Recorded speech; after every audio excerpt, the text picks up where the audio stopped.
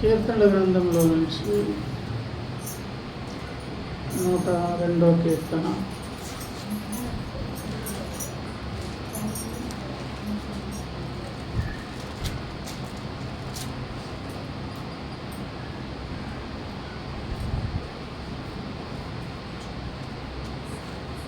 నూట 2వ కీర్తన 13వ వచనం చదువుదామండి. 102:13. నీవు లేచి సీయోనును కరుణించెదవు, దాని మీద దయచూపుటకు కాలము వచ్చాను, నిర్ణయ కాలమే వచ్చాను. ప్రార్థన చేద్దాం. ప్రేమగల తండ్రి, పరిశుద్ధుడా, వందనాలు. సహాయపడ కనికరించండి. ఈ విజ్ఞాపన కూడిక దినమందు ప్రభావ రేపటి కొరకు సిద్ధపడే దాని కొరకు మీరు ఇచ్చిన అవకాశముకై స్తుతిస్తూ, ఈ సమయంలో చదువుకున్న లేఖనం ద్వారా నాకు అవసరమైన సహాయమును పంపించి మీతో సమాధాన పడలాగిన ఈ సమయమును మాకు ఆశీర్వాదకరంగా మరిచి మీరు మేము పొందండి. మీ దీవెనలకు పాత్రలుగా చేయండి నాయన. మీతో సమాధానపడి రేపటి ఉదయకాలం మీ పాదాలు చెంతగా రాగలిగినట్లుగా ఆశీర్వాదకరంగా ఈ సమయాన్ని మరచమని, చదువుబడిన లేఖన భాగాన్ని మీ చేతులుగా అప్పగిస్తూ మా చుట్టూ కంచె వేసుకుంటూ ప్రతి విధమైన ఆటంకములను గర్దిస్తూ పారద్రోలుతూ మెట్టుకి సమయంలో ప్రభువ కనికరించి కరుణ చూపించమని, సమాధానపడే భాగ్యం దయచేయమని యేసయ్య నామములో ప్రార్థించి వేడుకుంటున్నాను పరమ తండ్రి. ఆమేన్. దేవుని స్తోత్రం. హల్లెలూయా. ప్రియమైన దేవుని బిడ్డలారా, దేవుని సంగమా, చదువుకున్న లేఖనములో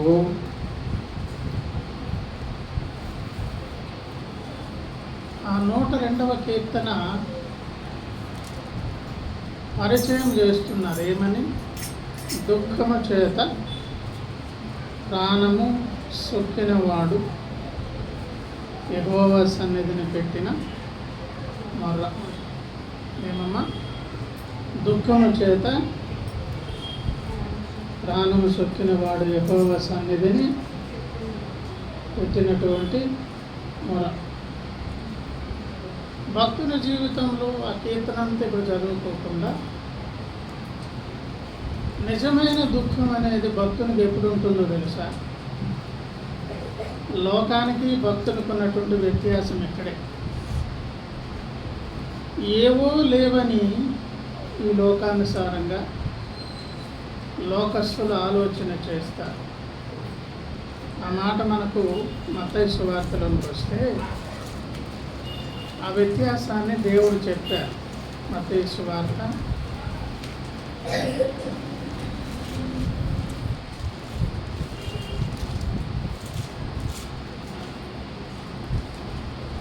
6వ అధ్యాయము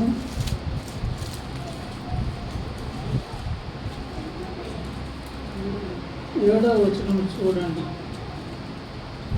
మరియు మీరు ప్రార్థన చేయనప్పుడు అన్యజనుల వలె వ్యర్థమైన మాటలు వచింపవద్దు అని చెప్పి, ఏమండి అక్కడేమన్నారంటే, విస్తరించి మాట్లాడటం వలన తమ మనవి వినిపిస్తుంది అని అనుకుంటారు. అలాగే 25 చూడండి.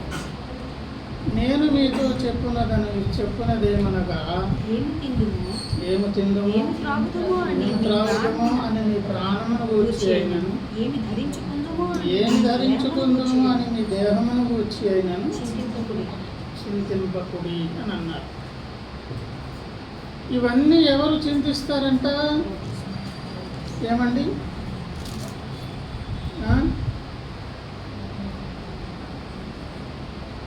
31. కాబట్టి ఏమి తిందుము, ఏమి త్రాగదుము, ఏమి ధరించుకుందుము అని చింతింపకుడి. అన్యజనులు వీటన్నిటి విషయమై విచారించురు. అన్యజనులైతే వీటి కొరకు బాధపడితే ఇప్పుడు భక్తులు ఏం కావాలి? వీటిని కాకుండా ఇంకో వేరే దాని కొరకు బాధపడాలి. భక్తుడు దేని కొరకు బాధపడాలో తెలుసా? భక్తుని ఆలోచన విధానంలోనే ఆ వ్యత్యాసం కనిపించాలన్నమాట. ఇప్పుడు ఆహారం కొరకు, వస్త్రం కొరకు, నివాసం కొరకు, ఈ లోకంలో ఉన్న అవసరాల కొరకు ప్రార్థన తప్పు కాదు, కానీ అంతకంటే మెరుగ్గా మీరు ఆలోచన చేయండి అని దేవుడు అంటున్నాడు. ఆ మాట మనకు అక్కడే కనిపిస్తుంది. చూడండి 25వ వచనంలో, ఆహారము కంటే ప్రాణమును, వస్త్రము కంటే దేహమును. ఆహారము కంటే ఏది గొప్పది? ప్రాణం. వస్త్రము కంటే ఏది గొప్పది? దేహం. ఈ లోకంలో ఉన్నటువంటి వారు లేదా సత్యదేవుని ఎరుగని వారు దేహము కంటే వస్త్రం మీద, ప్రాణము కంటే మించి దేని మీద? ఆహారం మీద. భక్తుడు ఎట్లా ఆలోచన చేయాలి? ప్రాణం నిలుపుకోవడానికి ఏదో తినాలి కనుక ఉన్నదేదో తిందాం అని అనుకుంటాడు. అప్పుడు దేవుడిచ్చిన అవకాశాన్ని తనేమనుకుంటారు? అనుకూలంగా మార్చుకుంటాడు. అలాగే ఈ శరీరాన్ని కప్పుకోలేదో వస్త్రం, మనకు ఎంత అవకాశాలు దేవుడు ఇచ్చారు. ఇక్కడ భక్తుడి మైండ్ కాంప్రమైజ్ అవుతుంది ఏ విషయంలో? ఇచ్చిన స్థితిని బట్టి ఉన్నదాన్ని అడ్జస్ట్ చేసుకొని అదే తింటాను, అదే కట్టుకుంటాను, ఉన్న నివాసంలో ఉంటాను. కానీ ఈ నివాసము, ఈ వస్త్రము, ఈ ఆహారం కంటే గొప్పవేది? నా ప్రాణరక్షణ ముఖ్యం. ఏమండి? నా దేహం యొక్క విమోచన ముఖ్యం. ఇది దృష్టి మారిపోద్ది అన్నమాట. ఎవరిది? భక్తులు. అలా మారిపోతుంది కనుక ఒకవేళ ఎప్పుడైనా భక్తులకు దుఃఖం కలిగితే లోకస్తులాగా ఏదో లేదనే దుఃఖం కలగదు. తప్పక దుఃఖం కలిగితే అదేం దుఃఖమై ఉంటుంది? ఆధ్యాత్మిక జీవితంలో దేవునితో కలిసి నడిచే విషయంలో ఎక్కడైనా మనము యథావిధిగా మనకు చేతనైంది తప్పటడుగులు వేయడమే. వాటిని బట్టి ఆ సమాధానం అనేది దేవునితో కోల్పోయినప్పుడు ఏం చేస్తాం? అదో రకమైనటువంటి వేదన, ఒక బాధ, ఒక దుఃఖం. అది బయటకు చెప్పుకోలేం.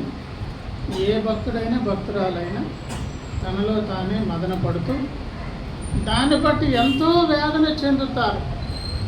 కనుక 102వ కీర్తనలో ఉన్నటువంటి భక్తుల సమస్యలు ఏవైనా కానీ దుఃఖము చేత ప్రాణము సొక్కిసోలినటువంటి పరిస్థితి మాత్రం దేవునితో ఉండే సంబంధ బాంధవ్యాలు కరెక్ట్ లేను.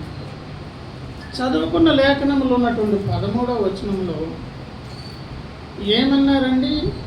నీవు లేచి సీయోనును కరుణించేదేమో అని అంటే అర్థం ఏంటి? కరుణించాలి, తప్పదు. ఇంకా కరుణించకపోతే నాకు దిక్కు లేదు. దాని మీద దయ చూపుటకు కాలం వచ్చింది. అంటే దయ చూపించే కాలం వచ్చింది, నిర్ణయ కాలమే వచ్చింది. దయ చూపితే తప్ప బ్రతికే అవకాశం మనకు లేదు.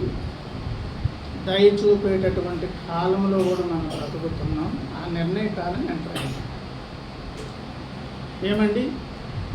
ఏమిటో నిర్ణయ కాలము ఎప్పుడు వచ్చింది అని అంటే గలతీయులకు రాసిన పత్రిక 4వ అధ్యాయంలో 4వ వచనంలో మనకు ఆ మాట కనిపిస్తుంది. అయితే కాలము పరిపూర్ణమైనప్పుడు దేవుడు తన కుమారుని పంపాను. ఆయన స్త్రీయందు పుట్టి మనము దత్తపుత్రులము కావాలని ధర్మశాస్త్రమునకు లోబడి ఉన్న వారిని విమోచించుటకు ధర్మశాస్త్రమునకు మనలను దత్తపుత్రులుగా చేసే దాని కొరకు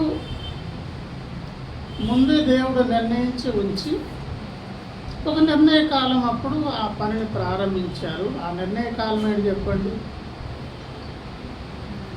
ఆ నిర్ణయ కాలం ఏంటంటే దేవుడు తన కుమారుని లోకంలోనికి పంపించారు. కనుక సీయోనుని కరుణించే కాలంలో బ్రతుకుతున్నాం. ఎప్పుడైతే యేసయ్య వచ్చారో మనము భాగ్యవంతులం అయిపోయాం. మనము దీవెనకు అర్హత కలిగిన వ్యక్తులంగా మారిపోయాం. ఏమ్మా? యెషయా ప్రవచన గ్రంథము,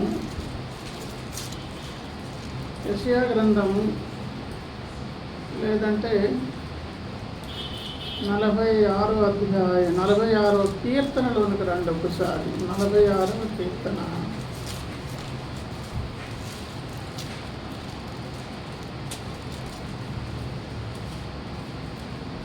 ఒక్క నిమిషం అండి. దేవుని స్తోత్రం.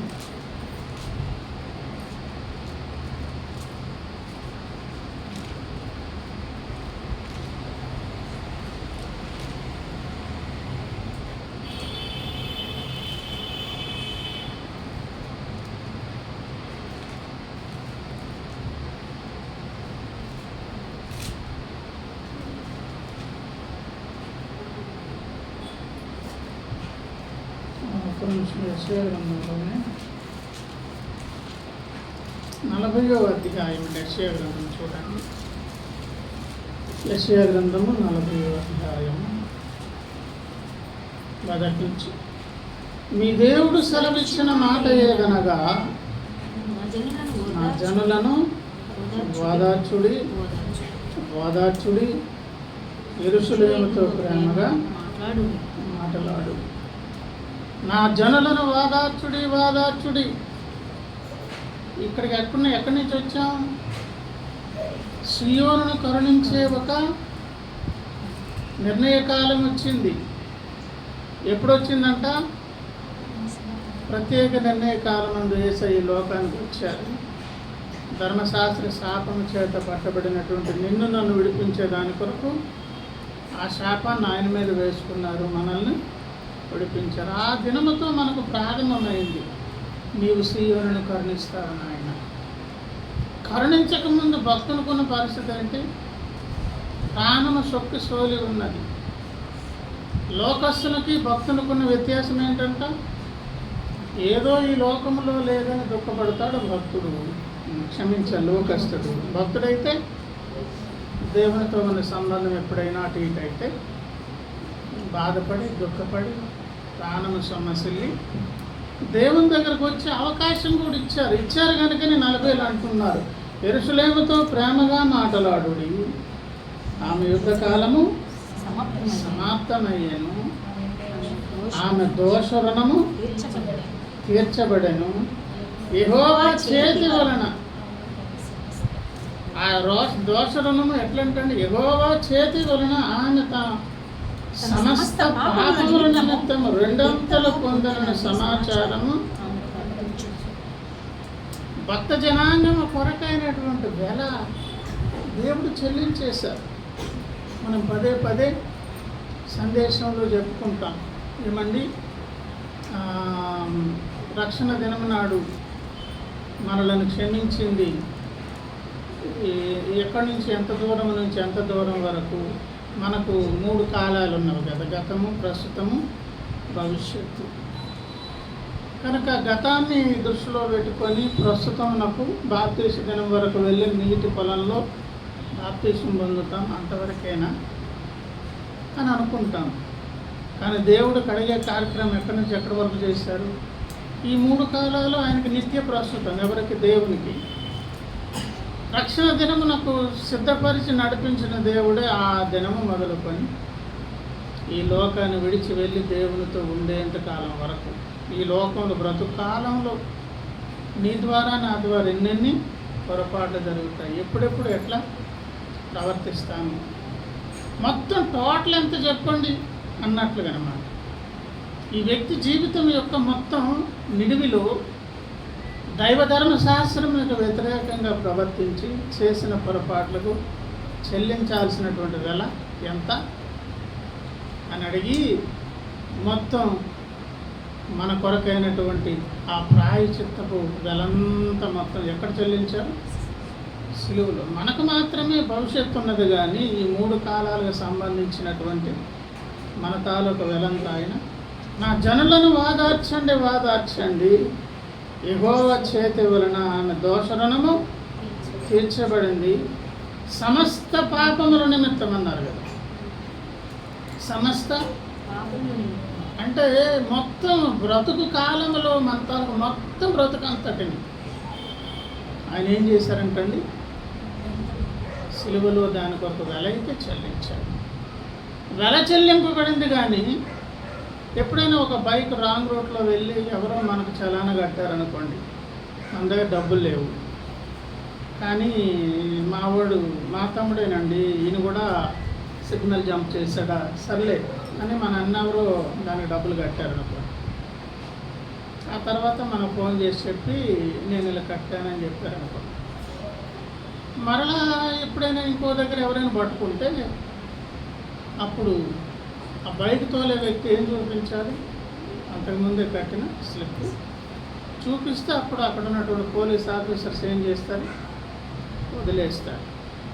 దేవుని సన్నిధికి వచ్చేటప్పుడు మనం చేయాల్సిన పని అదే. ఈ వారపు దినాల నిడువలో నీవు నేను చేసిన పొరపాట్లకైనటువంటి వెల కూడా యేసయ్య చెల్లించారు.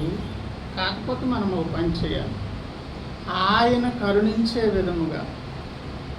ఆల్రెడీ నా దోషమునకు అవసరమైన వెల ఆయన చెల్లించారు అని దేవునికి చెప్పుకొని మన పరిస్థితి దేవుని ముందు చెప్పుకోగలగాలి. ఎందుకంటే ఆ చదువుకున్న లేఖనములో 102వ కీర్తన 13లో నీవు లేచి సియోనును కరుణించేదవు, దాని మీద చూపుటకు కాలము వచ్చాను, నిర్ణయకాలమే వచ్చాను అని చెప్పి దేవుని ఎట్లా చూస్తున్నారు. 12వ వచనంలో యెహోవా నీవు నిత్యము సింహాసనాసీనుడవు, నామస్మరణ తరతరములు. దేవుణ్ణి ఎక్కడ పెట్టి చూస్తున్నారు? దేవుడు ఒక అన్నలా, ఒక తల్లిలా, ఒక తండ్రిలా, ఆయా అవసరాలకు అనుగుణ్యమైనటువంటి వ్యక్తిగా, సకల బంధుగా ఉంటారు. అదే దేవుడు మళ్ళీ ఎలా ఉంటారంట, సింహాసనాసీనుడు.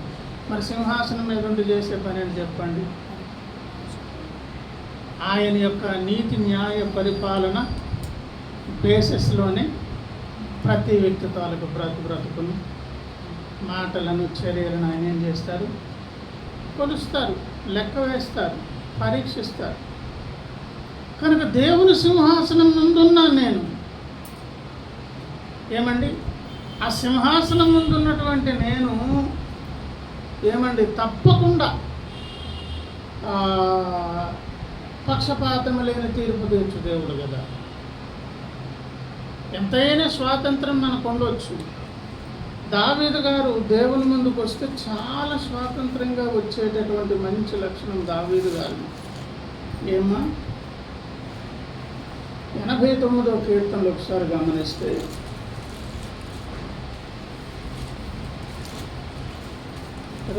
చూడండి,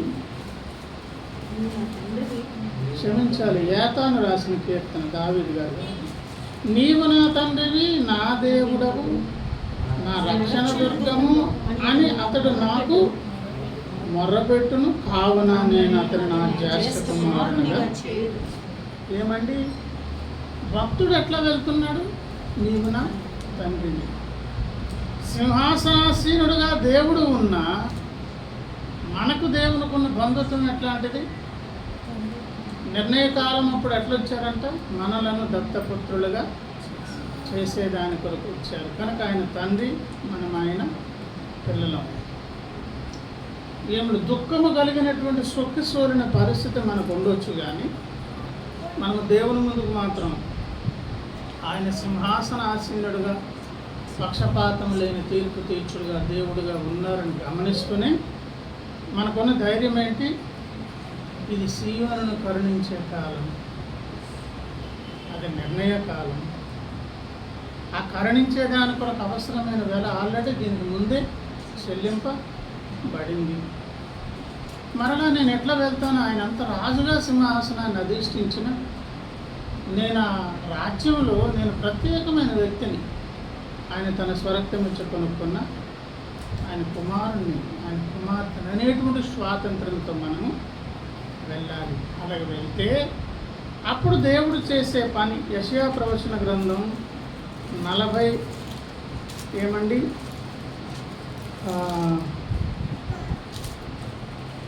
44లో చూడండి ఒకసారి. 44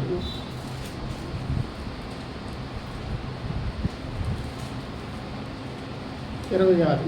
నేనే నా సేవకుని మాట రూఢిపరచువాడను, నా దూతల ఆలోచనను. సందర్భం ఇంకో వేరే రకంగా అక్కడ ఉన్నా, మనం ఏ మాట పట్టుకుని వెళ్తున్నాం ఆ మాటను ఆయన ఏం చేస్తారు? రూఢపరిచేది. అవును, నువ్వు నా కొడుకు, నిజమే, ఇది నిర్ణయకాలం, అవును, నీ కొరకు ఇదివరకే దీని కొరకు వెల చెల్లించాను అంటే ఒక ట్రాన్సాక్షన్ ఎలా ఉంది చెప్పండి? ఆ యొక్క కన్వర్సేషను, కమ్యూనికేషన్ ఎట్లుంది? పక్కకు నడుస్తుంది. నా సేవకుని మాటను రూఢిపరచువాడనని చెప్పి తర్వాత మాట, యెరూషలేము నివాస స్థలమగున నీవు. యెరూషలేము ఏమమును? దేవుని ప్రజలు, నీవు నేను అని పిలువబడుతున్న దేవుని యెరూషలేము దేవునికే ఒక నివాస స్థలం అనియు, యోధా నగరులను గూర్చి అవి కట్టబడుననియు. ఇప్పుడు నివాస స్థలం అవ్వబోతుంది, ఇప్పుడు కట్టబడుతుంది అంటే అర్థం ఏంటి?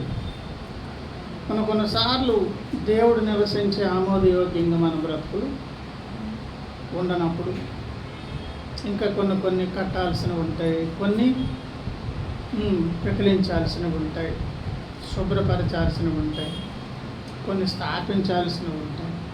అందుకే దేవుడు ఎవరు?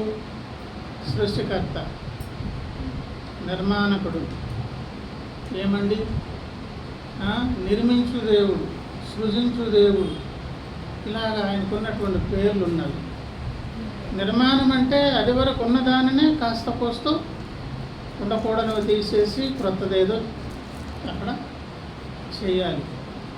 నివాస స్థలముగా నీవు నేను ఉండేటట్లుగాను, కట్టబడాల్సింది కట్టబడేటట్లుగాను నేనే ఆజ్ఞ ఇచ్చి ఉన్నాను. దాని పాడైన స్థలంలోను బాగు చేయవాడును నేను. దేవుని స్తోత్రం. దేని పాడైన స్థలం? దేవుని మందిరం అని పిలువబడుతున్నా, దేవుని మందిరమని, దేవుని నివాస స్థలమని పిలువబడుతున్న దేవుని మందిరంలో అప్పుడప్పుడు ఏం స్థలాలు ఉంటాయి పాడైన, వాటిని బాగు చేసే దేవుడుగా దేవుని స్తోత్రం. ఎప్పుడు చేస్తారు చెప్పండి? ఆయన కరుణించే కాలంలో బ్రతుకుతున్నాం కనుక, నిర్ణయ కాలంలో ఉన్నాం కనుక ఏ ధైర్యంతో వెళ్దాం? ఇది సీయోనును కరుణించే కాలం ప్రభువా, దీని కొరకు ఇదివరకు వెల చెల్లించారు. అలాగే మీ దగ్గర కూడా ఏ ధైర్యంతో వస్తాను? నీ సింహాసనం మీద ఉన్న నీ కొడుకును, నీ కూతురును, జరిగిన పొరపాటు ఏదో జరిగింది, మరలా నన్ను నివాస స్థలముగా కట్టండి, మీరు నివసించే యోగ్యమైనటువంటి ఇల్లుగా, నివాస యోగ్యమైనటువంటి మందిరంగా మమ్మల్ని కట్టండి అని దేవుని దగ్గరకు వెళ్ళి మన మనవులు దేవుని చెంతకు తీసుకువెళ్ళామనుకోండి, ఆ యెరూషలేము యొక్క పాడైన స్థలం ఆయన ఏం చేస్తారు? బాగు చేస్తారు. అలాగే కడుగబడి సమాధానపడి వారపు దినాలు ఒప్పుకున్నామనుకోండి, ఇదివరకే చెల్లింపబడినటువంటి వెల, అవును చలానా ఉన్నది అని దేవుడు అంగీకరించాడు. యథార్థంగా మనల్ని మనం ఒప్పుకున్నాం, దేవుని పాదాలు పట్టుకున్నాం, క్షమాపణ మనకు దొరుకుతుంది, సమాధానపడే అవకాశం కలుగుతుంది. రేపు మనం దేవుని స్థానం ధైర్యంగా రాగలిగే అవకాశం దేవుడు ఇస్తారు. దేవుడి మాటలు దేవుడిచ్చిన కాక ప్రార్థన చేస్తాం.